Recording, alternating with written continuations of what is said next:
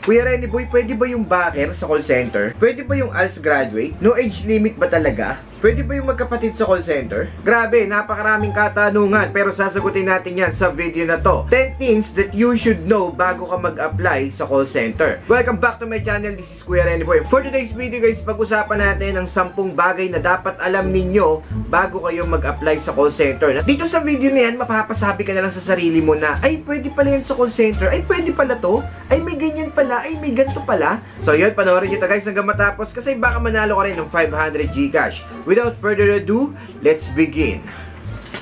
Thank you for calling customer service.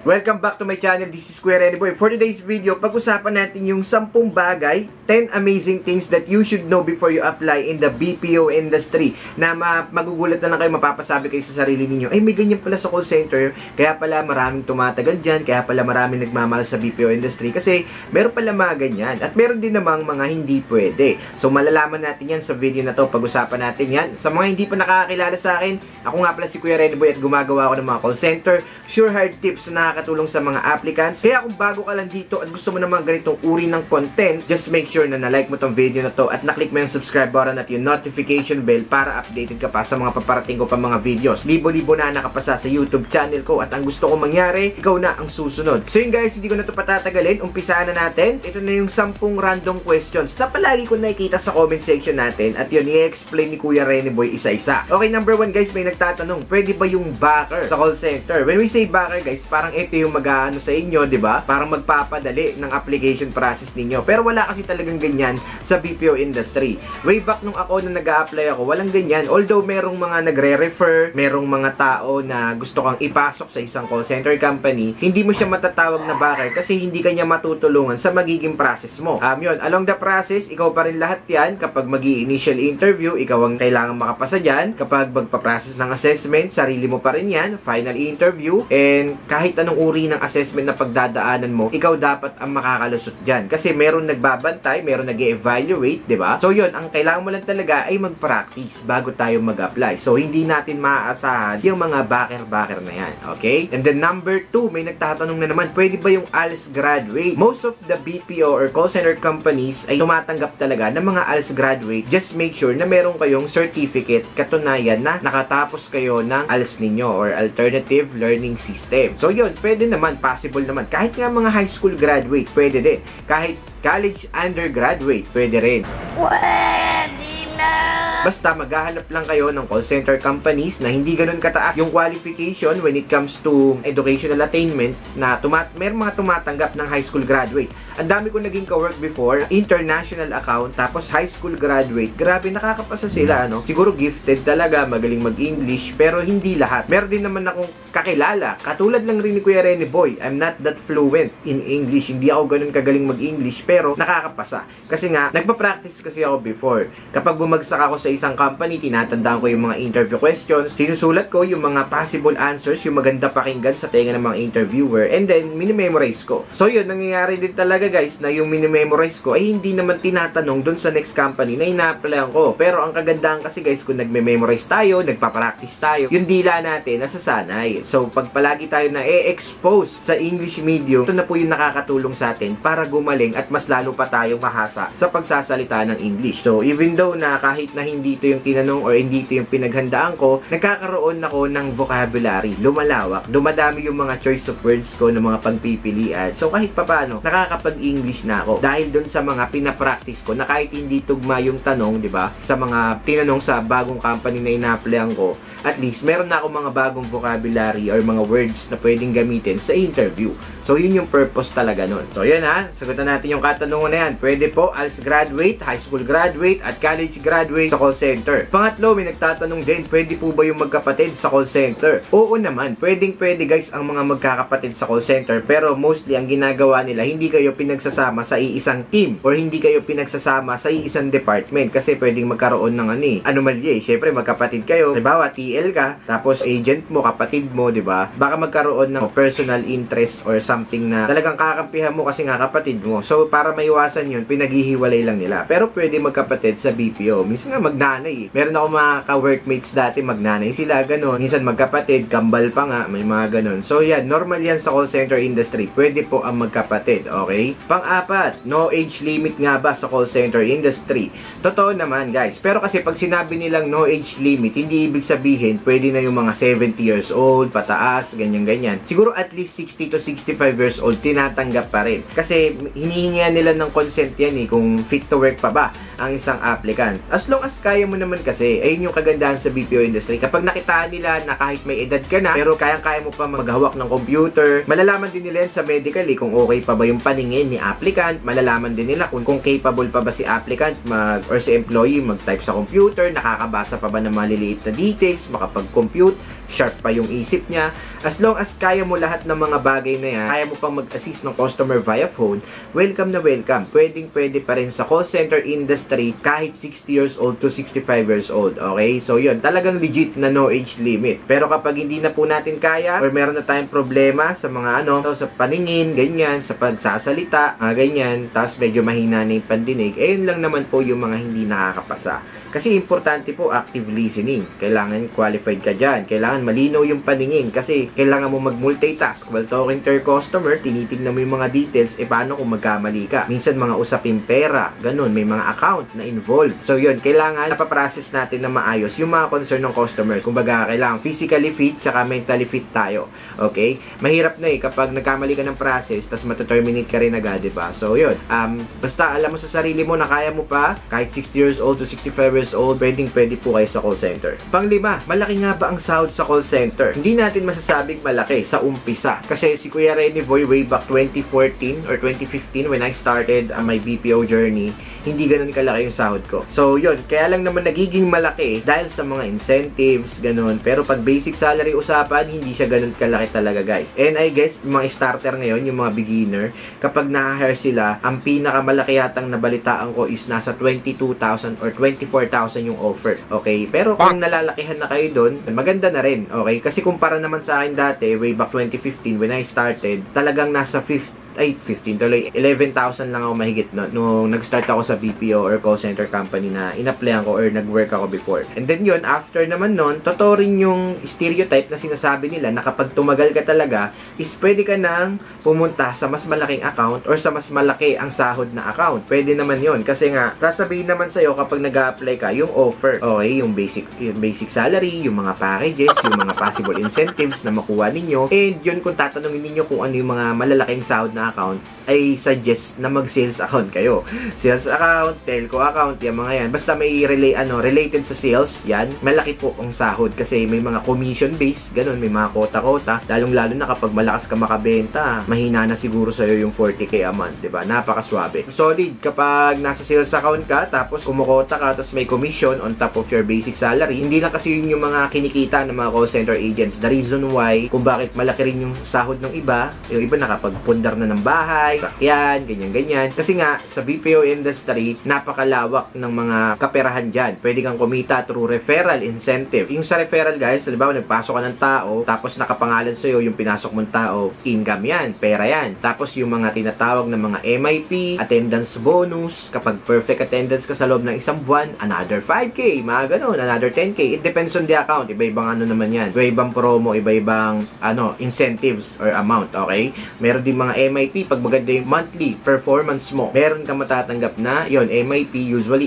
8,000 to 10,000, ganun, monthly yan, o diba? Tapos nakapatong pa sa basic salary mo, napakaswabe, diba? So yun yung mga reason kung bakit nagiging malaki ang sahod ng mga call center agents at kung bakit maraming tumatagal. Kaya yun, nagiging comfort zone talaga nila. Pero guys, kung sinasabi na ng dead-end job ang call center, no, that's not true kasi napakalawak ng career growth. Maaari ka ma-promote sa iba't ibang larangan like training department, talent acquisition, operation, QA or quality, tapos meron pang HR, diba? So, marami ka mapupuntahan sa call center. Lalong-lalo na kapag meron ka ng call center experience, tapos nag-try ka ng ibang industry like virtual assistant, napakaswabe, napakagandang pundasyon kasi napakarami mong skills na natutunan sa BPO na hindi mo i-expect sa sarili mo o kung bakit nagagawa mo itong mga bagay. Just like Kuya Ready Boy, diba? Galing ako sa BPO industry and I gain a lot of confidence, I gain a lot of skills na nagagamit ko ngayon sa pagbablog ko dahil yan sa call center. So, yun, hindi mo siya masasabing dead-end job kasi ang BPO ay talagang continuous growth yan. Okay? So, napakaswabe, di ba? Kaya sa mga nagtatanong kung malaki ang sahod sa call center, masasabi ko ay yes. Kasi kumpara sa mga ibang field like Jollibee crew, pagiging sales clerk. Kasi si Kuya Rene Boy, naging fast food crew din ako eh. Tapos naging sales clerk ako, naging construction worker ako. Kung ikukumpara mo, sobrang layo sa mga naging income ko before, sa mga trabaho na yon, di ba? Given na nakaupo ka lang, tapos yon talagang magpa-process ka lang ng concern ng customer mo via phone. So, totoo naman yon. So, parang ang pinakapuhunan mo kasi sa call center talaga, yun, boses mo, daliri mo, tapos yun, multitasking skills mo, yung paningin mo, yan. Kasi nakatitig ka talaga sa computer. That's right. At yun, kailangan alagaan natin yung paningin natin, guys, kapag nagko-call center tayo, huwag natin babasahin palagi kapag alam nating pagod yung mga mata natin, okay? So, pang-anim, guys, may nagtatanong, Kuya Rene Boy, may bidet ba sa call center? Yes po, merong bidet sa call center. And most of the BPO companies ay naglalagay talaga yan para convenient sa mga call center agents na nadudumi sa floor. Ayan. So, yun. Kasi kapag guys, kapag walang bidet, ang hassle eh, di ba? Tissue, ganyan-ganyan. So, ang hassle. Ang kagandahan sa mga call center companies, pagandahan sila ng bidet. Wala kang makikita ngayon na puro plastic, puro stainless na ngayon. Napakaganda. Napakalakas ng pressure. Yung tipong ang sakit kapag binaril mo yung puwet mo. Yun yung napakaswabe dun eh. Tapos yun, guys, hindi lang bidet. Punong-puno ng tissue roll yung mga CR ng mga call center companies. Kaya yun, napakaswabe kapag nadudumi ka. Komportable talaga yung puwet mo kapag yun, nadudumi ka na sa office ninyo. Lalong-lalo na kung naka-duty ka o kaya naka-lunch break. Yan. Kaya marami kang makikita talaga nakatambay talaga sa CR eh. Tapos napakaganda pa ng salamin, ang lapad. Ang dami nagsiselfie. Nag-outfit check, ganyan. OOTD check, yan. Ganyan sa call center. Kaya masaya mag-work sa BPO industry. Shoutout sa lahat ng mga call center agents dyan. Pampito, may HMO. Okay, so yun guys, totoo naman, no? Isa sa mga benefits na maaari mong maranasan sa pagiging isang call center agent is yung HMO. Yung iba, binibigyan nila ng HMO yung mga employees nila kapag regular na, yung iba naman day 1. So kapag nag-a-apply kayo sa call center, hahanapin ninyo guys yung meron ng HMO day 1 pa lang. Kasi may mga nag-o-offer ng ganyan. Yung naranasan ko kasi before, bago ko na-activate yung HMO ko, naka 6 months. Kailangan regular ka muna. So yun ngayon, napakaganda dahil napakaraming companies ngayon na nag-o-offer ng day 1 HMO. Kapag day 1 guys, ibig sabihin nun, day 1 pa lang, parang insured ka na. Di ba? May sakit ka, kailangan mo ma-operahan or something, kailangan mo may magastos na gamutan, magagamit mo na agad yung HMO mo. At ang kagandahan dun guys, pwede mo pang i-register yung mga dependents mo kung meron kang kamag-anak, anak, or asawa, magulang, yan. Pwede mo silang i-register as your dependents dun sa HMO. Para in case, di ba? So, wag naman sana kapag merong magkakasakit, ganyan, at least nagagamit natin yung HMO natin. Hindi natin kailangan maglabas ng pera kasi sagot ng company yon. Yun yung kagandahan sa call center industry. Okay, pang-walo guys, vacation leave. Grabe, napakaswabe ng mga vacation leave sa call center guys. Kasi kapag hindi mo sila nagamit, bawa sa isang taon, binigyan ka ng 20 na leave. Okay? Imaginein mo, meron kang 20 leave sa isang taon, tapos hindi mo siya nagamit. Diba? Napakaswabe nun kasi convertible to cash yun kapag dating ng December or depende sa company ninyo or sa account ninyo kung kailan nire-release yung convertible in cash na vacation leave. Usually sa amin kasi dati, nung nag-work pa ako sa Concentrix, ang VL namin, maximum VL namin per year ay 15. So kung hindi mo masyadong ginagamit yung VL mo, hindi ka pala bakasyon, ganyan, yung VL na yun, nako-convert into cash. So pumapatong yun sa basic salary namin, tapos pumapatong pa yun sa 13th month. Kaya paldo-paldo talaga ang mga call center agents pagdating ng 13th month. Kasi solid, hindi lang 13th month bonus yung nakukuha nila, may mga ITR pa, meron pang nakukuha mga incentives like referral, meron sila nakukuha mga MIP, attendance bonus, tapos meron pang mga galante na account, galante na client. Grabe, aabutan na lang kayo ng pera sa floor. May mga ganun talaga guys. Kaya maraming tumatagal sa BPO industry dahil sa ganyang culture nila. Sa yun, pag naka-experience ka na, talagang papaldo ka. Kaya yung iba hindi na talaga nagre-resign, talagang tumatanda or tumatagal na sa BPO industry, sa ganyang mga eksenahan, sa mga ganyang stereotype. Pang-siyam, pwede pa yung mga may tattoo. Hindi lang may tattoo guys, kahit ano pang itsura mo, kahit ano pang genre mo, pwede sa call center yan. Kasi nasanay kasi tayo yung mga ibang tao parang dinidiscriminate or parang ginajudge nila yung mga taong may tattoo na ganito, ganyan. Hindi naman dapat. Kasi yung mga tao na yan, minsan pa nga yung mga tao na puro tattoo, sila pa pala yung mga edukado, sila pa pala yung mga talagang open-minded, sila pa talaga yung mataas yung respeto sa kapwa, di ba? So wag natin silang i-judge. So yun, sa call center industry, kaya sobrang welcome lahat. Kahit may tattoo ka pa,